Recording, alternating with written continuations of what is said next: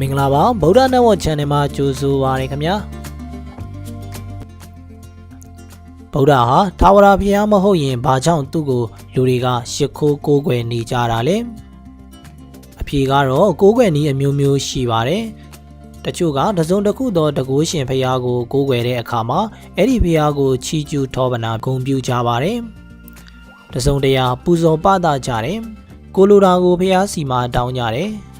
အဲ့ဒီလိုလုပ်ကြတာကတော့မိမိတို့ရဲ့ချီးကျူးထောပနာတန်ကိုအဲ့ဒီဘုရားကကြားလိမ့်မယ်လို့ယုံကြည်လို့ပူဇော်ပသတာကိုလက်ခံလိမ့်မယ်လို့ယုံကြည်ကြလို့စူတောင်းတာကိုဖြည့်ဆည်းပေးလိမ့်မယ်လို့ယုံကြည်ကြလို့ပါပဲဗုဒ္ဓဘာသာဝင်တွေကတော့ဒီလိုကိုးကွယ်စည်းကပ်မှုမျိုးကိုမလုပ်ကြပါဘူး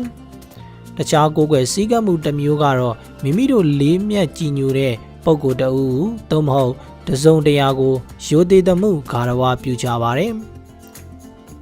ဆရာအခန်းထဲဝင်လာရင်နေရာကထပေးကြသလိုဂုံဒီရှိလူတွေနဲ့တွေ့ရင်လက်ဆွဲနှုတ်ဆက်တတ်ကြတယ်အမျိုးသားသချင်းတီးရင်မတ်တရက်ပြီးအလေးပြုကြတယ်ဒါတွေအားလုံးဟာရိုသေလေးစားမှုကိုပြတဲ့အမှုအရာတွေပဲဖြစ်ပါတယ်လေးမြတ်ကြည်ညိုမှုကိုဖော်ပြကြတာလည်းဖြစ်တယ်လို့ဒီလိုရိုသေဂါရဝပြုပြီးရှ िख ိုးကိုးကွယ်မှုဟာဗုဒ္ဓဘာသာဝင်များပြုလုပ်ကြတဲ့ရှ िख ိုးကိုးကွယ်မှုမျိုးပါပဲတမလင်ခွေးပြီးတရားထိုင်မယ်ရင်ဝင်တက်မှာလက်နှစ်ပတ်ကိုရွရကလေးချထားတဲ့ဗုဒ္ဓရုပ်ပွားတော်ရဲ့မဟာကရုဏာတော်ဖြင့်ကြည်လင်လန်းဆန်းနေတဲ့မျက်နှာတော်ဟာကျွန်ုပ်တို့ရဲ့တဏ္ဍာမှာငြိမ်းအေးမှုနဲ့မေတ္တာတရားကိုတိုးပွားအောင်ကြိုးစားကြဖို့ကျွန်ုပ်တို့ကိုသတိပေးနေတာပဲဖြစ်ပါတယ်အမွေးတိုင်ရဲ့အနံ့ကကျွန်ုပ်တို့တဏ္ဍာမှာကောင်းမှုကုသိုလ်တွေပြန့်နှံ့စေဖို့သတိပေးပါတယ်စင်မီကတော့ပညာတန်ဆောင်ထွန်းပြောင်မှုရဲ့အမှတ်လက္ခဏာဖြစ်တဲ့ညှိုးနွမ်းကြွေကျသွားတဲ့ကတ်လှူထားတဲ့ပန်းတွေက